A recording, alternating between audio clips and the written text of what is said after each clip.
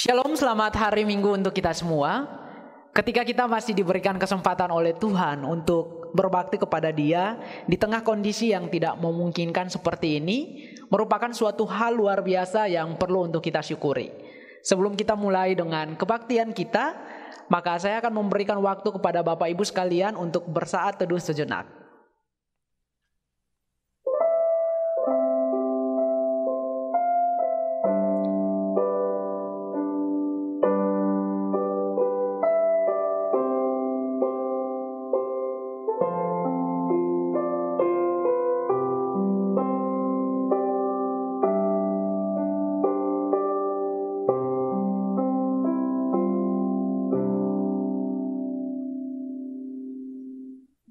Mari saya mengundang Bapak Ibu sekalian untuk bangkit berdiri dan kita akan memulai dengan kebaktian kita.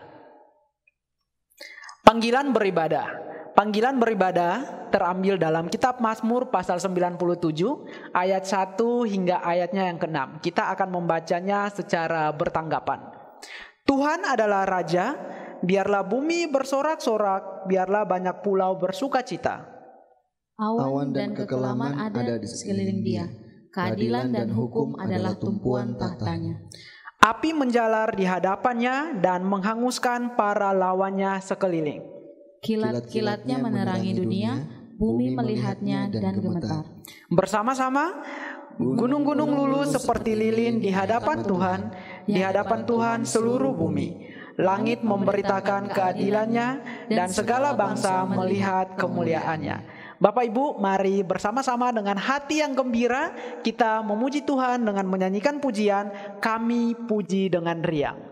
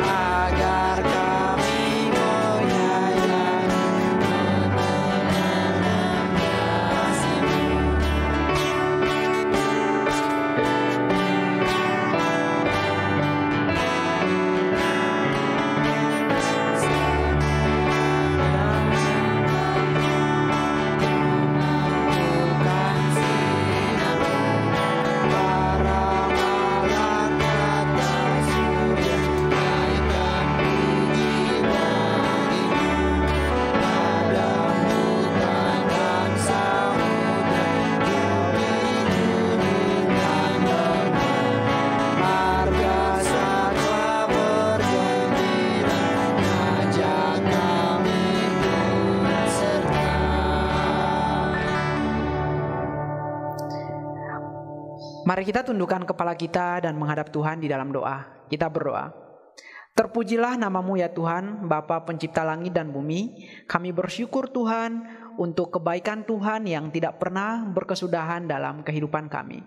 Terima kasih Tuhan untuk penyertaan Tuhan. Tuhan masih menjaga, Tuhan masih melindungi dan menyertai kami hingga dengan saat ini. Dengan penuh kekaguman Tuhan, kami datang kepadamu Tuhan. Kami mau mengucap syukur atas setiap hal yang Tuhan kerjakan dalam kehidupan kami. Tuhan, di kebaktian hari ini kami mohon pimpinanmu Tuhan, agar dari awal hingga selesai nanti hanya dipimpin oleh Tuhan. Di dalam nama Tuhan Yesus, firman yang hidup itu kami berdoa. Amin. Bapak Ibu sekalian, pembacaan Alkitab kita di minggu pagi hari ini terambil di dalam kitab Efesus pasal 1 ayat 3 hingga ayatnya yang ke-8. Kita akan membacanya secara bertanggapan. Terpujilah Allah dan Bapa dari Tuhan kita Kristus Yesus, yang telah memberkati kita dalam Kristus dengan setiap berkat rohani di tempat surgawi. Sebab Ia memilih kita dalam Kristus sebelum permulaan dunia, supaya kita menjadi kudus dan tidak bercela di hadapan-Nya dalam kasih. Ia menetapkan kita dari semula untuk diangkat menjadi anak-anak-Nya melalui Kristus Yesus sesuai dengan kesukaan kehendak-Nya. Ia melakukan itu bagi kepujian kemuliaan anugerah-Nya yang telah dikaruniakannya dengan cuma-cuma kepada kita dalam Anak-Nya yang terkasih. Bersama-sama dalam Dia kita mendapat penebusan melalui darah-Nya, yaitu pengampunan atas pelanggaran-pelanggaran kita sesuai dengan kekayaan anugerah-Nya yang Allah limpahkan kepada kita dalam segala hikmat dan pengertian. Bapak Ibu dipersilahkan untuk duduk kembali. Bapak Ibu, mari kita sama-sama memuji Tuhan dengan menyanyikan pujian Who Am I?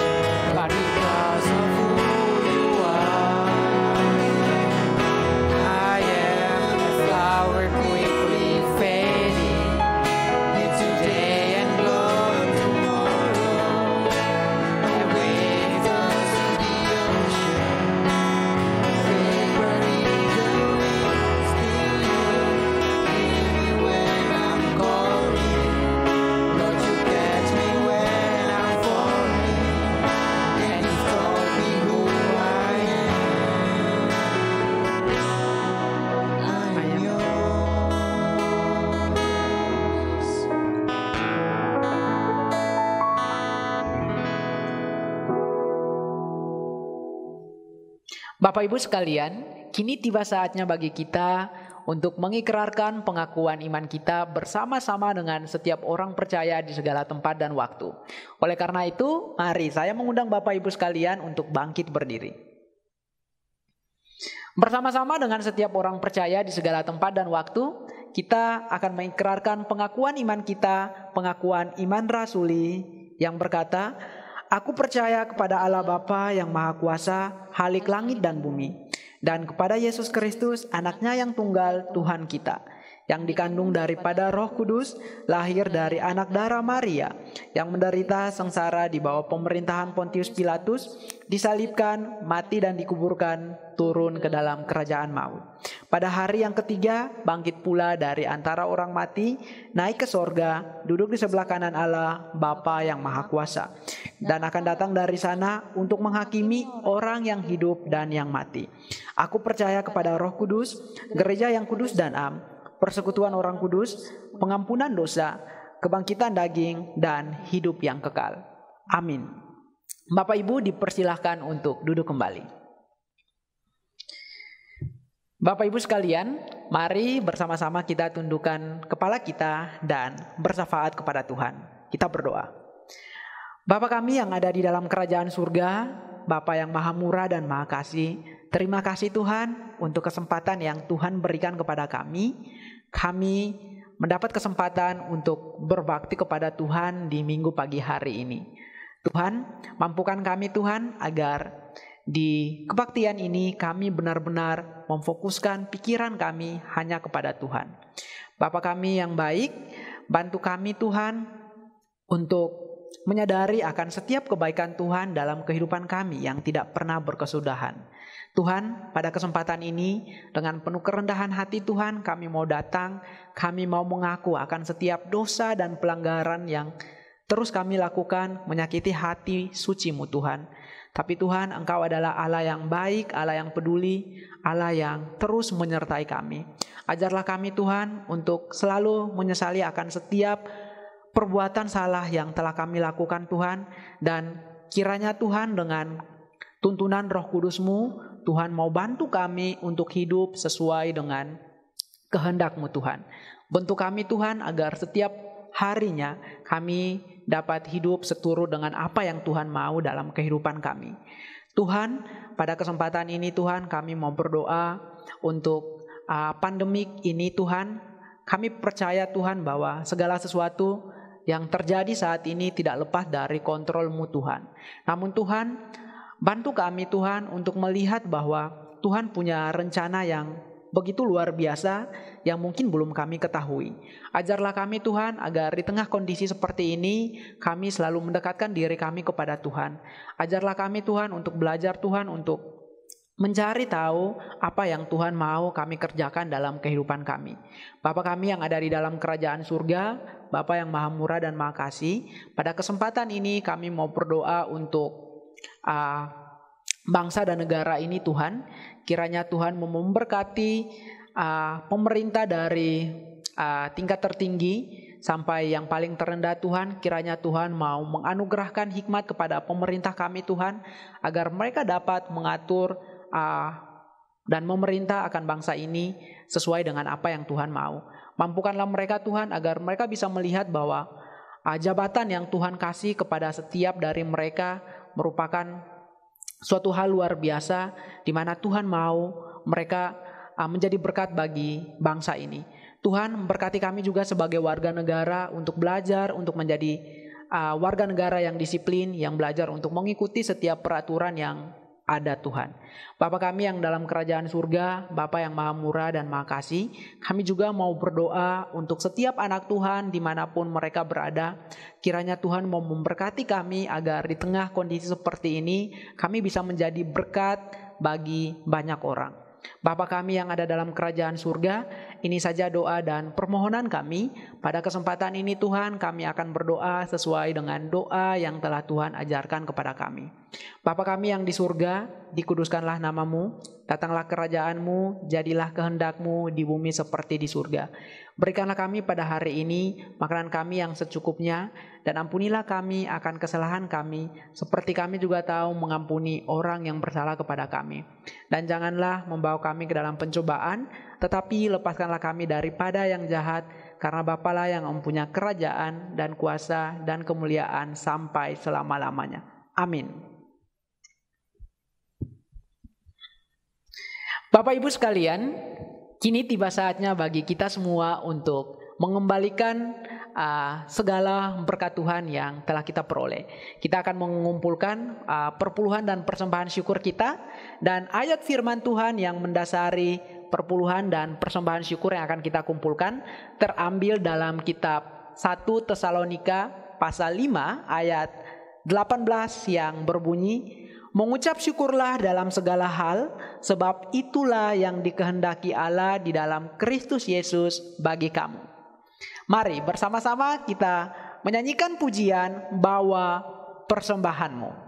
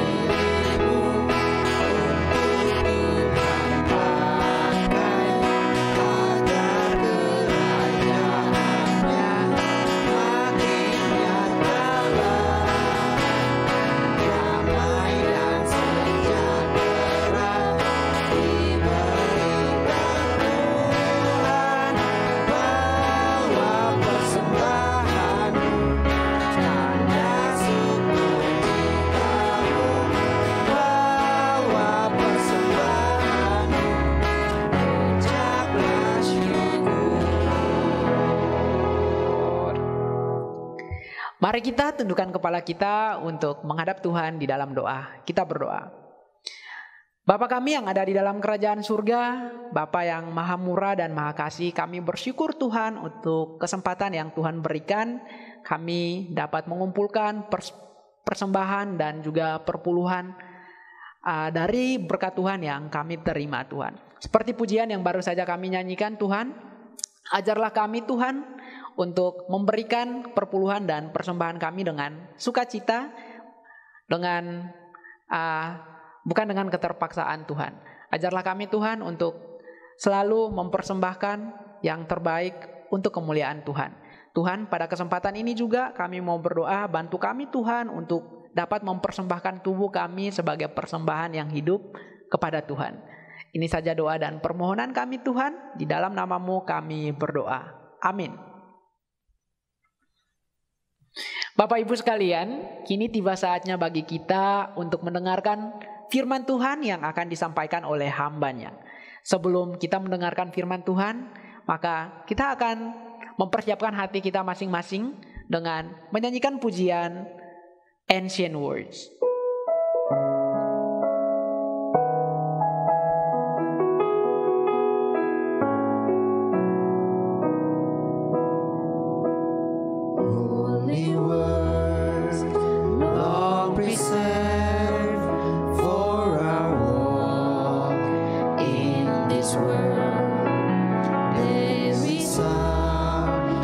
God's own heart, oh let the ancient words be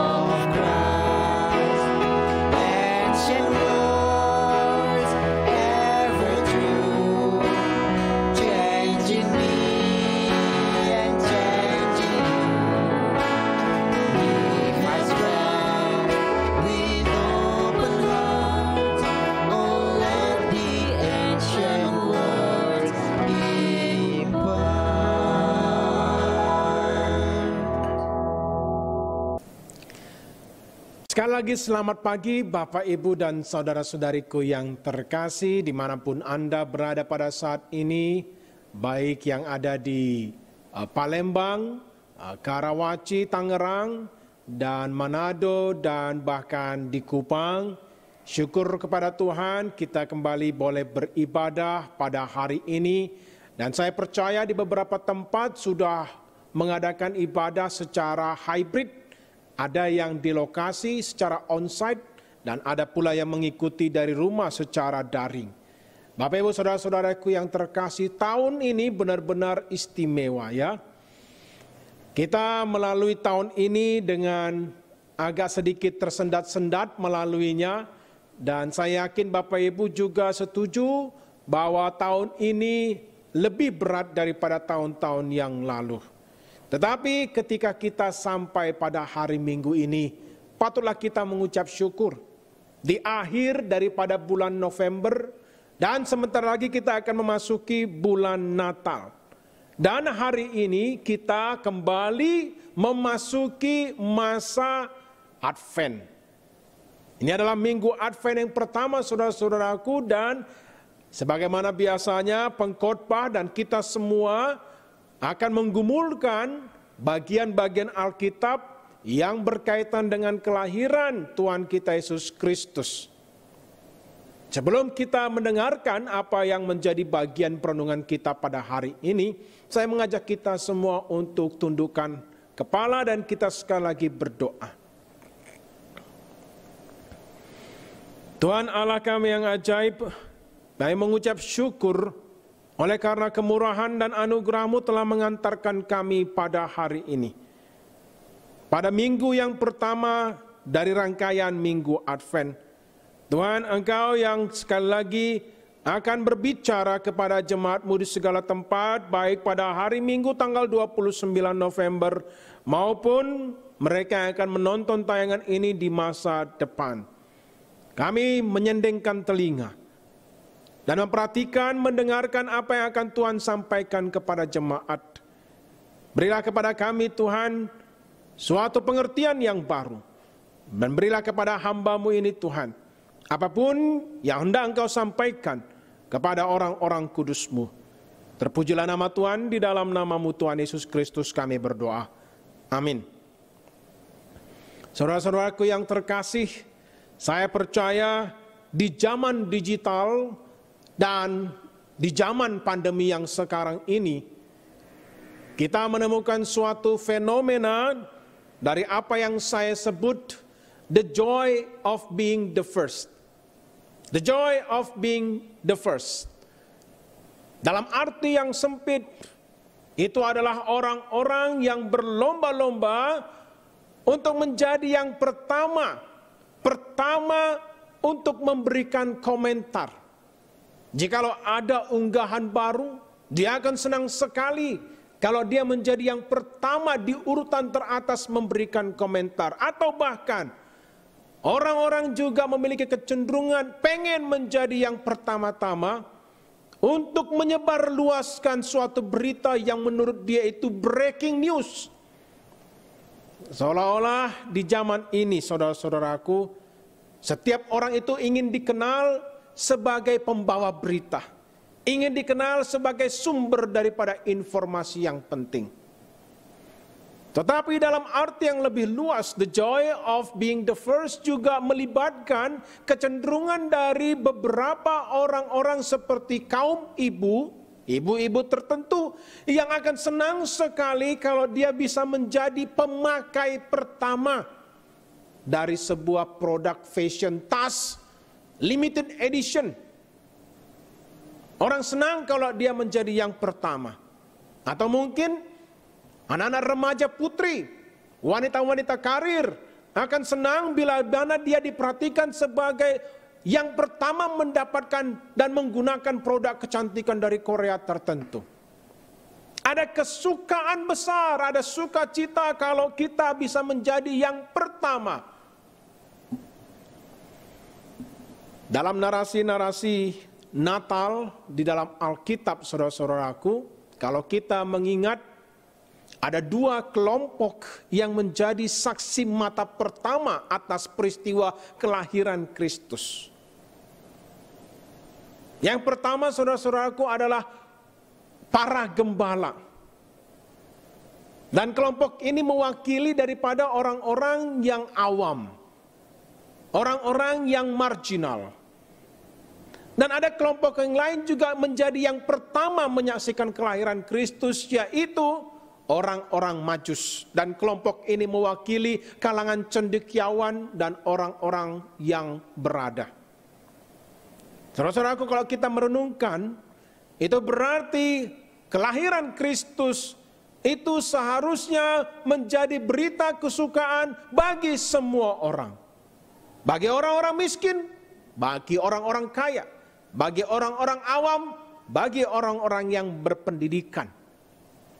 Tetapi kalau kita diminta untuk menentukan siapa sebenarnya yang paling pertama mendapatkan berita tentang kelahiran Kristus itu, atau yang menyaksikan secara langsung kelahiran Tuhan kita, maka pemenangnya adalah para gembala.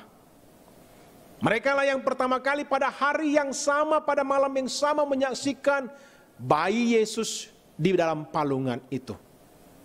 Nah, saudara-saudaraku yang terkasih, dalam minggu Advent yang pertama ini, kita diminta untuk merenungkan ulang signifikansi di balik kesukaan besar yang dialami para gembala. Ternyata berita kesukaan besar itu pertama-tama dipercayakan kepada golongan yang salah satu paling terabaikan di dalam masyarakat. Nah, di situ nanti kita akan melihat, saudara-saudaraku, ada sebuah fakta.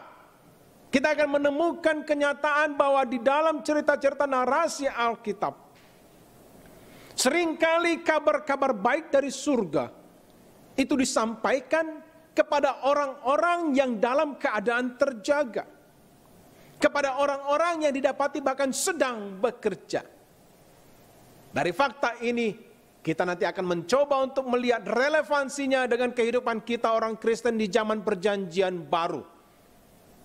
Maka sekarang, saudara-saudaraku, saya mengajak kita semua untuk membaca dari Lukas pasal yang kedua. Suatu cuplikan dari narasi Natal yang berkaitan dengan para gembala. Lukas pasal yang kedua, saya akan membacakan ayat 8 sampai dengan yang ke-12.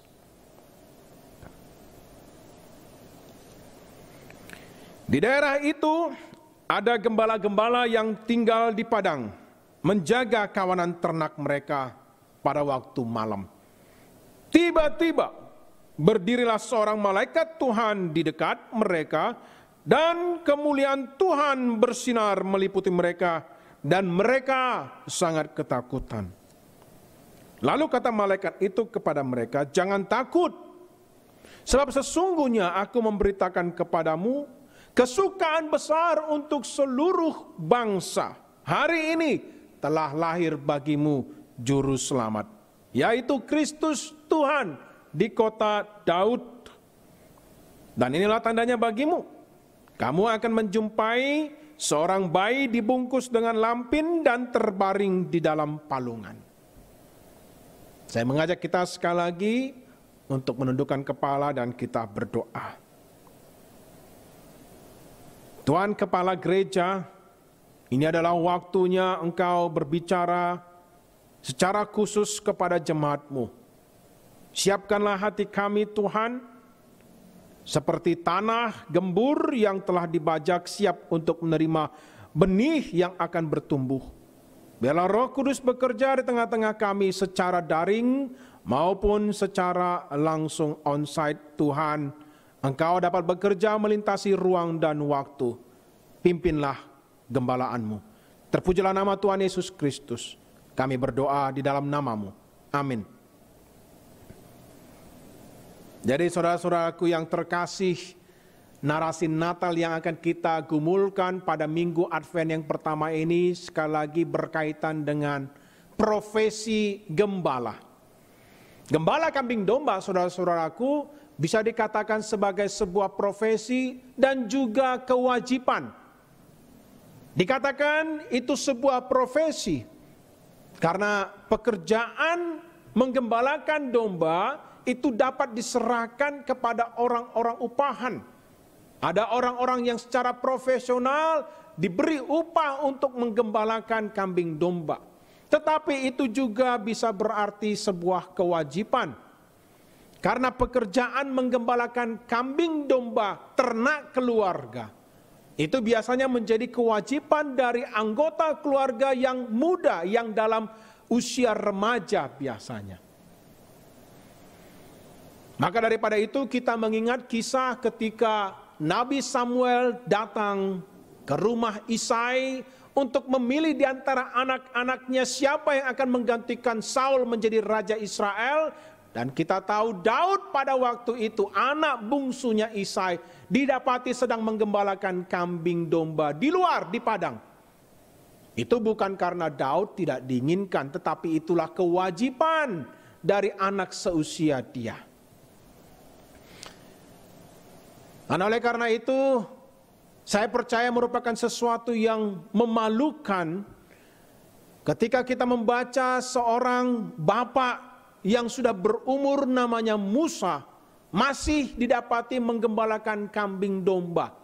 Apalagi bukan kambing dombanya, melainkan menggembalakan kambing domba milik mertuanya. Sampai usia 80 tahun dia masih menjadi gembala. Saudara-saudaraku, itulah pemahaman singkat kita mengenai profesi yang dikatakan di dalam Lukas pasal yang kedua ini. Dan kisah pada hari ini, saudara-saudaraku, kita temukan dimulai dengan sebuah gambaran, dengan sebuah cuplikan mengenai rutinitas dari sekelompok gembala yang sedang bekerja pada waktu malam. Apakah Anda pernah mengenal bagaimana orang-orang menggembalakan kambing domba? Mereka biasanya membawa kawanan ternaknya itu berhari-hari atau berminggu-minggu, tidak pulang ke rumah. Karena mereka harus menjelajahi padang terbuka untuk mencari di mana masih ada pasokan rumput yang segar. Dan oleh karena mereka berada di tempat terbuka, maka biasanya mereka secara bergiliran akan saling menjagai ternak maupun sesamanya, karena ada ancaman dari binatang-binatang buas. Dan ketika mereka sedang melakukan tugasnya seperti biasa, tiba-tiba dikatakan berdirilah malaikat dari surga dan menyampaikan apa yang dikatakan kesukaan besar untuk seluruh bangsa. Hari ini katanya telah lahir bagimu juru selamat. Itu tentu sebuah pengalaman yang tidak pernah terbayangkan oleh orang-orang gembala pada saat itu. Suatu pengalaman yang dikatakan di dalam Alkitab mencekam karena sinar kemuliaan katanya terpancar. Maka di sini kita harus memahami, saudara-saudaraku, bahwa sinar kemuliaan mungkin bukan seperti yang kita bayangkan, yang menyejukkan, yang menenangkan. Tetapi sinar kemuliaan bila mana itu berasal dari tata Allah, itu mencekam. Karena mengingatkan manusia akan kefanaannya, mengingatkan manusia akan keberdosaannya. Maka dari itu malaikat pertama-tama menyapa, jangan takut. Ini adalah kesukaan besar untuk seluruh bangsa, katanya. Hari ini lahir bagimu juru selamat.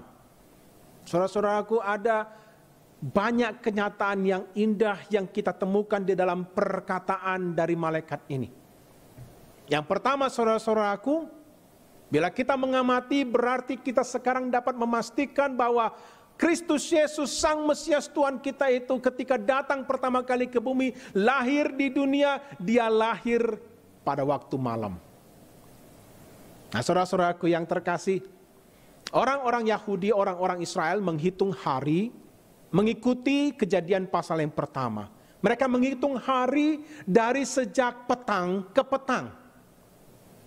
Dari jam 6 sore sampai jam 6 sore berikutnya. Jadi kalau hari ini hari Minggu, berarti mereka menghitung hari Minggu itu sejak dari jam 6 sore Sabtu kemarin sampai nanti jam 6 sore. Dan malaikat mengatakan, hari ini telah lahir bagimu. Dan ketika malaikat menyampaikan itu pada waktu malam. Jadi kita bisa mengambil kesimpulan bahwa mungkin Kristus Yesus, bayi Mesias itu baru saja lahir atau beberapa jam yang lalu lahir pada malam yang sama. Nah, yang kedua, saudara-saudaraku, dan ini yang lebih penting dan menarik bagi saya, bahwa di dalam pernyataan malaikat dari surga itu, pernyataan ini sebenarnya dimaksudkan untuk menjadi kesukaan besar untuk semua bangsa. Memang dikatakan untuk seluruh bangsa. Tetapi kata seluruh sebenarnya kurang tepat, karena seluruh itu lebih mengindikasikan satu dan utuh. Tetapi kalau semua itu berarti lebih daripada satu. Kesukaan besar ini, kata malaikat itu, bukan hanya dimaksudkan buat bangsa Israel atau bangsa tertentu, tetapi buat semua bangsa. Dan di dalam pernyataan indikasi ini terkandung sebuah perintah. Di dalam pernyataan indikasi mengandung suatu imperatif. Sebab di dalam pernyataan dari malaikat ini terkandung suatu amanat agar kabar baik itu disampaikan ke semua bangsa. Kelahiran Kristus Yesus seharusnya diketahui semua orang di dunia, dari segala suku, bahasa, dari segala bangsa. Itulah kehendak Allah, saudara-saudaraku. Itulah yang ditetapkan untuk terjadi. Tetapi bila mana kita melihat kenyataannya, ternyata pada akhirnya tidak semua orang di muka bumi ini mau dan dapat menerima kesukaan besar itu.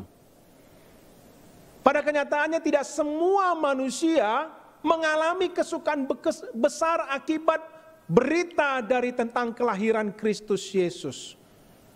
Dan mengapa demikian, saudara-saudaraku? Kita perhatikan apa yang terjadi pada para gembala. Seperti yang terjadi pada para gembala. Yang berjaga-jaga dan yang tetap sadar, itulah yang akhirnya menerima kesukaan besar. Yang tidak berjaga-jaga tidak mendapatkan kesukaan besar. Ini menjadi pembukaan daripada poin utama yang akan kita renungkan. Saya percaya saudara-saudaraku, di setiap keluarga kita memiliki tradisi tertentu ketika merayakan Natal. Dan saya ingat bahwa keluarga kami pada waktu saya masih kecil dan remaja, kita memiliki kebiasaan setiap menjelang Natal bahkan sampai tahun baru, kita akan pergi ke daerah Danau Toba untuk piknik, untuk menginap di hotel berwisata. Dan pada malam Natal, biasanya keluarga kami, keluarga inti itu mengadakan kebaktian, ibadah singkat, lalu kemudian kita ada sharing.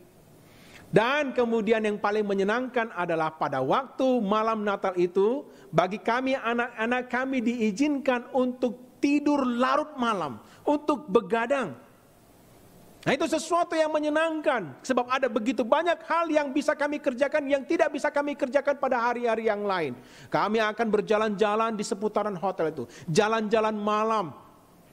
Kami akan makan sepuasnya karena makanan berlimpah. Kami akan bermain permainan apa saja, permainan catur, permainan papan-papan yang lain, saudara-saudaraku. Excited sekali karena kami diberikan kesempatan untuk tidak tidur cepat. Saya percaya di beberapa keluarga memiliki tradisi seperti berbagi tukar kado. Dan itu dilakukan sampai larut malam, saudara-saudaraku. Bayangkan apa yang terjadi kalau ternyata ada yang ketiduran. Seorang anak ketiduran pada waktu itu. Dia akan kehilangan semua kegembiraan itu. Dia akan melewatkan semua sukacita itu.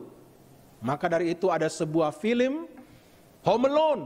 Bagaimana seorang anak yang tertidur dan kehilangan semua sukacita yang seharusnya dinikmati bersama dengan keluarganya. Kesukaan besar, saudara-saudaraku, diperuntukkan kepada orang-orang yang masih terjaga. Hanya orang-orang yang masih terjaga yang bisa menikmati kesukaan besar itu. Dan bila kita mencermati, saudara-saudaraku, beberapa kisah narasi Natal, kisah-kisah Alkitab di seputaran kelahiran Kristus Yesus, kita mungkin menemukan sebuah pola. Polanya adalah, saudara-saudara, seringkali kabar-kabar baik dari surga disampaikan kepada tokoh-tokoh Alkitab ketika mereka dalam keadaan sedang terjaga, sedang dalam keadaan sadar, atau bahkan yang justru sedang bekerja. Mari kita ingat, saudara-saudaraku, misalnya Zakaria. Ketika malaikat datang kepada Zakaria untuk menyampaikan kabar baik, menyampaikan kabar kesukaan bahwa istrinya Elisabet akan mengandung. Malaikat itu mendatangi Zakaria ketika Zakaria sedang bekerja, menjalankan tugasnya sebagai imam di bait suci. Dan bagaimana dengan Maria? Ketika Gabriel mendatangi Maria, dikatakan Maria itu sedang terjaga, sedang mengurusi sesuatu di rumahnya. Dan sekarang kita menemukan para gembala. Malaikat mendatangi mereka ketika mereka juga sedang bekerja, sedang berjaga. Tampaknya, saudara-saudaraku, Gabriel tidak suka membangunkan orang yang tertidur. Nah, kalau kita ingat lagi Daniel pasal yang ke-9. Ketika itu Daniel sedang kusuk berdoa. Serius sekali berdoa, mulutnya komat kamit, matanya terpejam tetapi hatinya terarah. Dan ketika itulah datang malaikat Gabriel dan menyampaikan pewahyuan yang baru. Ada kesukaan kepada orang yang terjaga. Jadi adalah aman bila saya mengatakan bahwa kesukaan besar itu diperuntukkan kepada orang-orang yang terjaga dan yang sedang bekerja. Dan prinsip yang sama ini juga, saudara-saudaraku, kita temukan di dalam perumpamaan yang disampaikan oleh Tuhan kita Yesus sendiri. Masih ingat Matius pasal 25? Itu merupakan rentetan daripada pengajaran Tuhan Yesus mengenai akhir zaman. Dan Matius pasal 25 Tuhan menyampaikan perumpamaan yang terkenal itu. 5 gadis bijaksana, 5 gadis bodoh. Siapakah yang mengalami kesukaan besar di dalam cerita itu? 5 gadis bijaksana. Yang didapati mereka segera terbangun dan lampunya tetap menyala, sehingga mereka bisa menyambut mempelai itu datang, dan mereka kemudian masuk untuk menikmati perjamuan kawin. Jadi saudara-saudaraku, penting sekali untuk kita didapati senantiasa berjaga-jaga. Sukacita yang dialami oleh 5 gadis bijaksana itu melambangkan sukacita kesukaan yang akan dialami oleh orang-orang Kristen yang didapati terus berjaga-jaga, terus bekerja pada waktu Tuhan Yesus datang. Apakah kita sekarang mulai mengerti betapa signifikan fakta ini, betapa pentingnya kenyataan ini, bahwa kita harus senantiasa berjaga-jaga dan bekerja. Dan bukanlah kebetulan menurut saya, saudara-saudaraku, di dalam minggu-minggu belakangan ini, ketika kita terlibat dalam eksposisi surat 1 Tesalonika, 3 atau 4 minggu belakangan kita senantiasa diperhadapkan dengan suatu tema yang kurang lebih sama, yaitu berjaga-jaga dan tetap tersadar. Rasul Paulus mengatakan di dalam pasal yang kelima, ayat yang kelima, mengingatkan kita bahwa kita adalah anak-anak terang dan anak-anak siang. Lalu kemudian minggu lalu kita sudah membahas mengenai ayat 12 dan lanjutannya. Dan saudara-saudara, kalau saudara-saudara menemukan di dalam ayat 12 sampai dengan ayat 22, 1 Tesalonika pasal yang kelima, kita menemukan ada 17 perintah. Saya menghitung satu persatu. 17 perintah ditinggalkan oleh Paulus untuk kita lakukan. Dan pertanyaannya, mengapa Rasul Paulus meninggalkan kita dengan begitu banyak perintah untuk dilakukan. Dan perintahnya itu berat-berat semua, saudara. Dan inilah yang saya gumulkan dan saya dapati. Ingat saudara-saudaraku, bahwa ini masih dalam rentetan Paulus berbicara untuk menasihati jemaat agar berjaga-jaga dan sadar. Lalu kemudian dia memberikan 17 perintah itu. Dan apakah artinya saudara-saudaraku? Tujuan dia memberikan semua perintah itu justru adalah untuk membuat kita senantiasa terjaga. Melakukan perintah, melakukan tugas akan membuat kita senantiasa terjaga. Ada satu film yang berdasarkan based on true story yang saya sukai, Man of Honor. Bercerita mengenai seorang tokoh di masa lampau, Karl Brashear. Karl Brashear adalah keturunan Afrika Amerika pertama yang berhak menyandang jabatan fungsi sebagai a Navy diver, seorang penyelam khusus di angkatan laut. Dan dia menemukan banyak tantangan. Dan salah satu ujian sebelum dia akhirnya berhak menduduki posisi itu, saudara-saudaraku, adalah mereka harus melewati suatu ujian, diturunkan ke dasar laut. Dan dari atas diturunkan, masing-masing mendapat satu tas yang berisi komponen-komponen onderdil dari sesuatu yang seharusnya merupakan satu sistem pipa. Dan tugas mereka adalah di dasar laut itu dalam suhu yang dingin, mereka harus bisa merangkai menjadi sebuah perfect assembly. Dan Karl Brashear, saudara-saudaraku, membutuhkan waktu 9,5 jam untuk dapat merangkai itu menjadi sebuah sistem pipa yang baik. Kenapa begitu lama? Karena ternyata tasnya sudah dibolongin, sehingga dia harus mengutip satu persatu onderdil itu di dasar laut. Dan inilah yang menarik, saudara-saudaraku, dan inilah saya dapati. Bagi orang biasa, 1 jam saja di dasar laut itu akan membuat mereka kehilangan kesadaran, akan membuat mata mereka terpejam, akan membuat pikiran mereka melayang-layang kemana-mana dan harus ditarik, saudara-saudaraku. Tetapi kenapa Karl Brashear sampai 9,5 jam bisa bertahan di dasar laut? Karena dia memiliki sesuatu untuk dilakukan. Karena dia menjalankan perintah daripada atasannya. Itulah yang membuatnya terus terjaga. Itulah yang membuat matanya terus terbuka, saudara-saudaraku. Dan dia memiliki tenaga dan effort dan drive untuk melakukannya. Jadi saudara-saudaraku, bila kita fokus melakukan perintah-perintah Tuhan, saya percaya itu akan membuat kita terus terjaga sembari menantikan Tuhan kita datang kembali. Dan bahkan ada sebuah janji yang diberikan oleh Tuhan sendiri. Bila kita melakukan perintah-perintahnya, Tuhan kita mengatakan dalam Yohanes pasal 15 ayat 10. Jika kamu menuruti perintahku, kata Tuhan, maka kamu akan tinggal di dalam kasihku. Jika kita fokus dan setia untuk melakukan perintah-perintah yang diberikan oleh Tuhan, dan salah satunya melalui Rasul Paulus tadi, kita akan terus terjaga. Kita akan terus tinggal di dalam Kristus. Dan itu berarti kita juga tinggal di dalam kasih-Nya.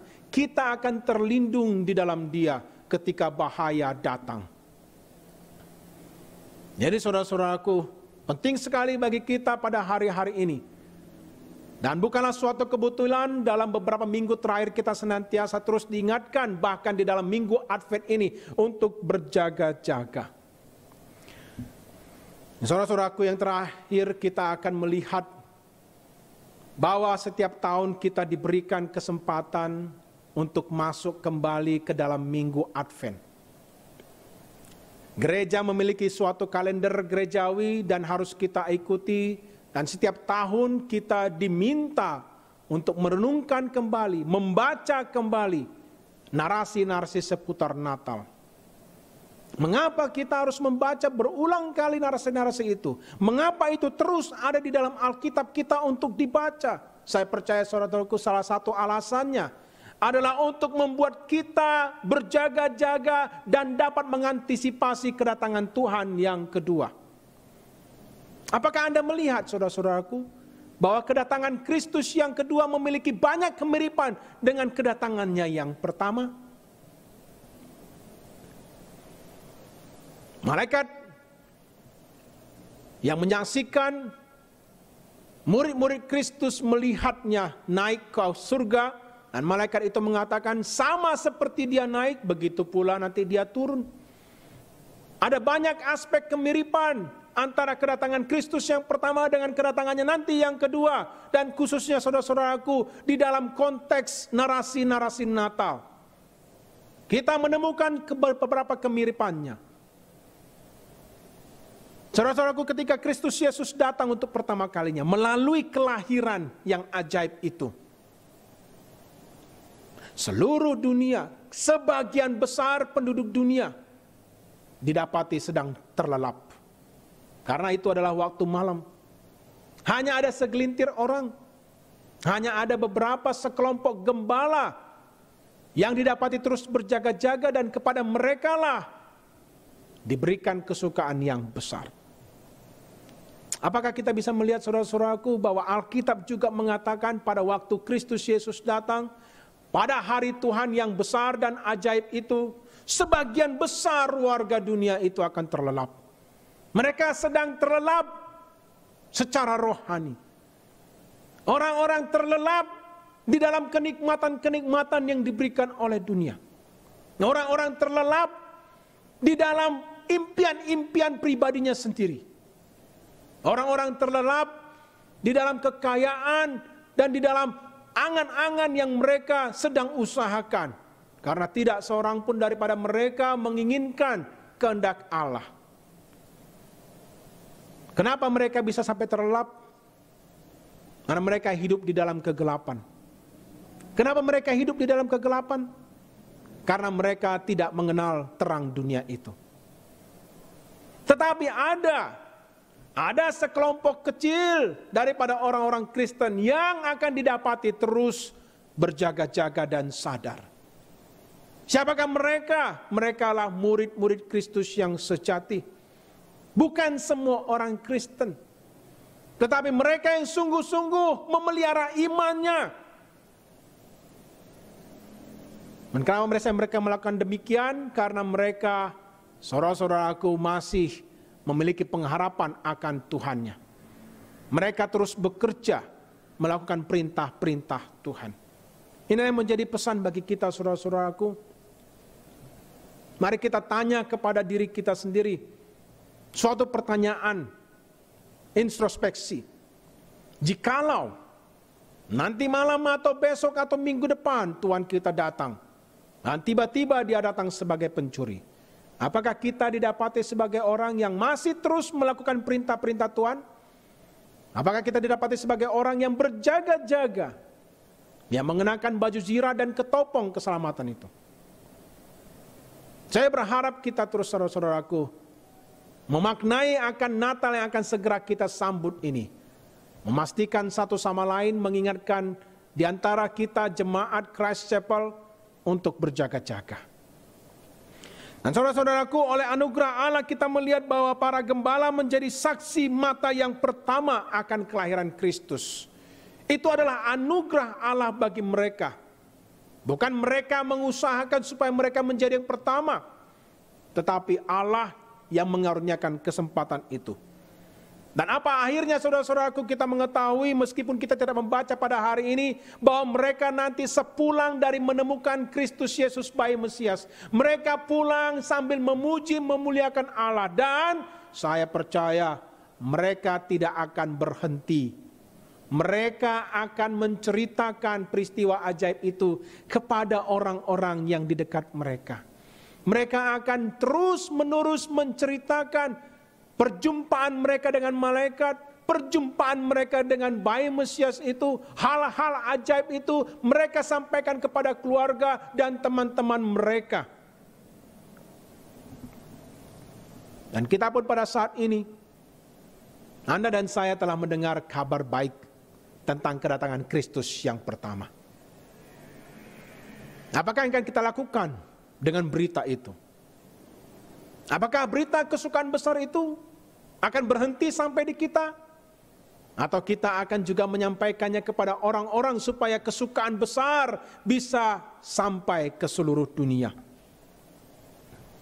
Ada kesukaan besar jikalau kita menjadi orang-orang yang pertama. Tetapi hendaknya saudara-saudaraku, mari kita menjadi orang yang bersuka cita, terutama bila kita yang pertama-tama menyampaikan kabar baik kepada keluarga kita. Hendaknya kita menjadi orang-orang yang pertama menemukan joy of being the first to proclaim the word in our society, in our school, in our tribe. Maukah kita menjadi yang pertama?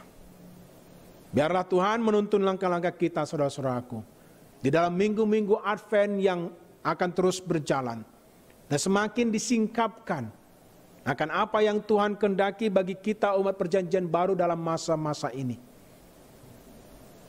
Mari kita terus berjaga-jaga dengan bekerja melakukan perintah-perintah Tuhan.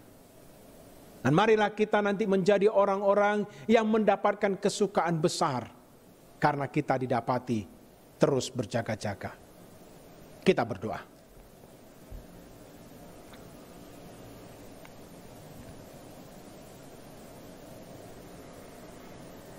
Allah Bapa Surgawi, Engkau yang merancangkan setiap waktu dan kalender kehidupan kami. Ada beberapa yang mungkin tidak bisa bersama-sama dengan kami pada saat ini untuk sekali lagi masuk ke dalam minggu Advent, bersiap menyambut peringatan Natal kelahiran putramu Kristus Yesus. Tetapi bila mana kami diberikan terus kesempatan untuk merenungkan narasi-narasi Alkitab yang secara khusus berbicara mengenai kelahiran Kristus, biarlah kami Tuhan diingatkan untuk terus berjaga-jaga. Sebagaimana para gembala didapati terus berjaga-jaga dan melakukan pekerjaannya ketika malaikat itu datang, biarlah juga Tuhan kami didapati terus berjaga-jaga karena kami setia melakukan apa yang Tuhan perintahkan. Pimpinlah kami ya Tuhan, kami tahu perintah-perintah itu berat untuk dilakukan secara daging. Tetapi biarlah Roh Kudus memberikan kekuatan untuk kami dapat melakukannya. Bukakan mata dan telinga kami untuk seterusnya Tuhan, dan biarlah hati kami peka. Di dalam nama-Mu Tuhan Yesus Kristus, kami menutup akan perenungan ini. Amin. Sungguh firman Tuhan yang memberkati kita semua. Semoga firman Tuhan yang telah kita dengar bersama-sama dapat menjadi suluh dan pedoman dalam kehidupan kita Bapak Ibu. Dan semoga juga apa yang telah kita dengar, kita dapat mempraktekannya dalam kehidupan sehari-hari. Sebagai respon atas firman Tuhan yang telah kita dengar sama-sama, kita akan menyanyikan pujian yang mengatakan The Power of the Cross.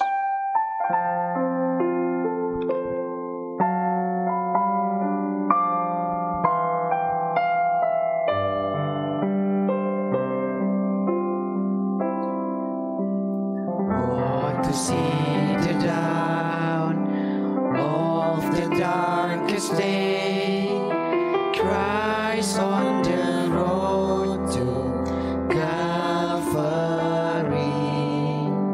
tried by sinful men, torn and beaten dead, nailed to a cross of wood.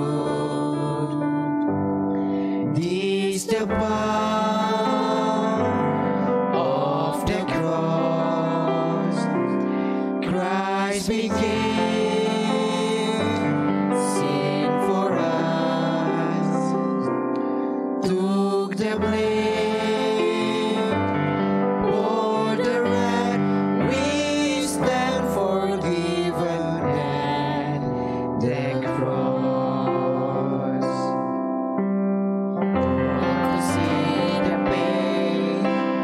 Written on your face, there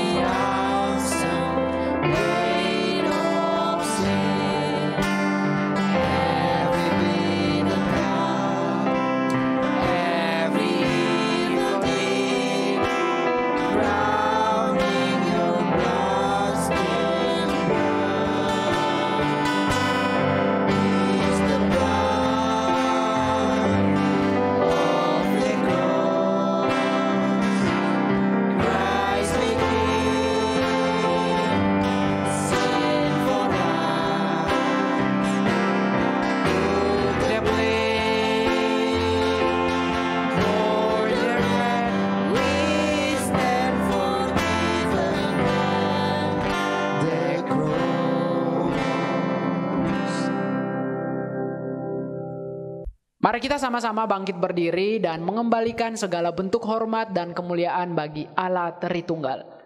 Doksologi.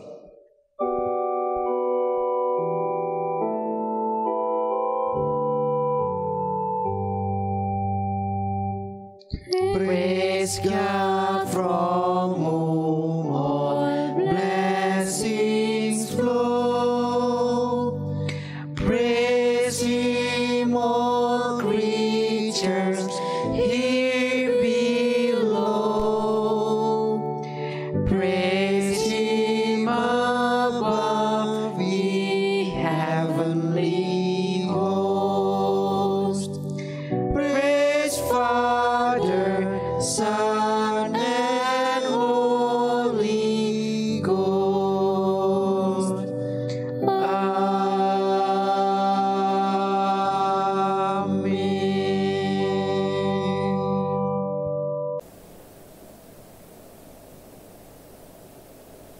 Bapak, Ibu, dan saudara-saudariku terkasih, sekali lagi mari kita satukan hati kita untuk kita berdoa dan kita nanti akan menerima berkat daripada Tuhan Allah kita. Tuhan Kepala, atas gereja kami telah menyelesaikan kebaktian pada hari ini di dalam anugerah rahmat-Mu yang nyata. Dan sekarang sebelum kami kembali diutus ke tengah-tengah dunia ini sebagai saksi-Mu, kiranya Engkau berkenan untuk memberkati akan umat-Mu. Saudara-saudaraku yang terkasih, terimalah berkat daripada Tuhan Allah kita sebagaimana yang telah disampaikannya di dalam Mazmur pasal 67. Kiranya Allah mengasihani kita dan memberkati kita. Kiranya Ia menyinari kita dengan wajah-Nya, supaya jalannya dikenal di bumi dan keselamatannya di antara bangsa-bangsa. Amin.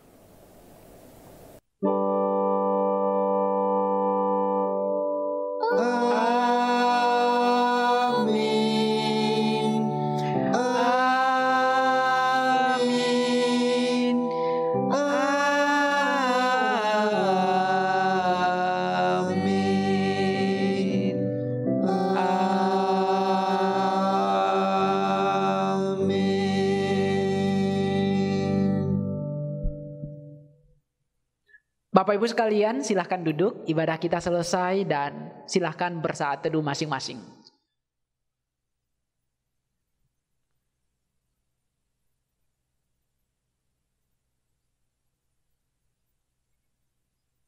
Ibadah kita telah selesai, selamat hari Minggu dan Tuhan memberkati kita semua. Shalom.